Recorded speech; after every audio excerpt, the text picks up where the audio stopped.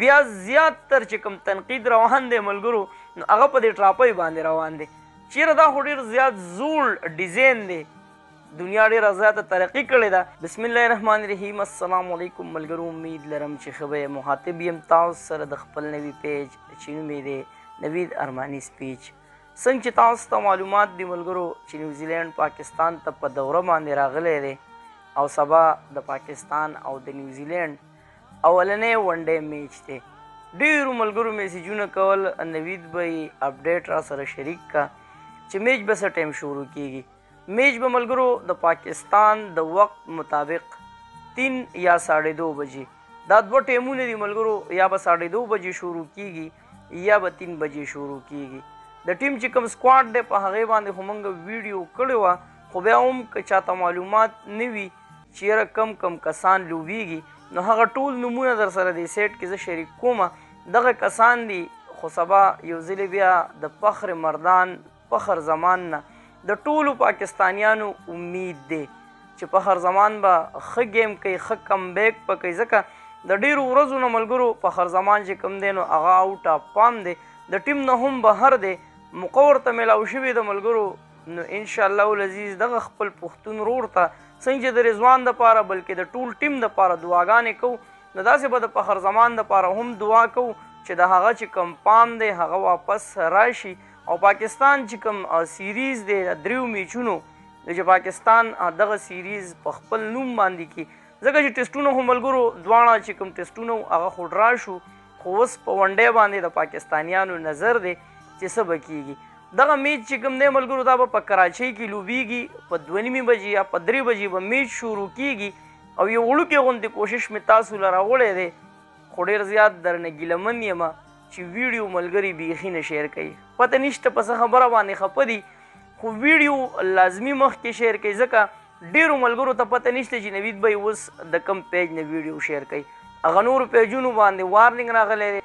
اوس په دې پیج باندې زه تاسو سره ویډیو شریک کومه، کم پیج چې نوم یې دی نوید ارماني سپیچ. سبا ملګرو که پاکستان د خیره سره میچ وګټو نو هغه لمحه به تاسو سره لایو شریک کوم. تاسو به څه کوئ ملګرو، ویډیو به مخکې شیر کوئ او ټول ملګري به دې پیج ته راولئ چې دغه د خوشحالۍ لمحې او دغه اپډیټ ستاسو سره په دې پیج باندې شریک کوم.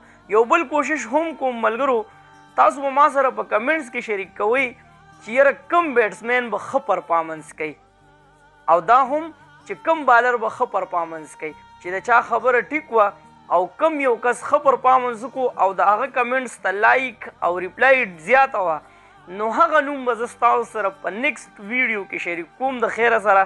که پاکستان میچ بیلو او که ویګټو خو اپډیټ به ستاسو سره شریک کوم او د هغه وینر نوم چې کوم دی هغه به زه ستاسو سره په دې شیشه باندې شریک کوم. خو ویډیو شیر کول ډېر زیات لازمي دي.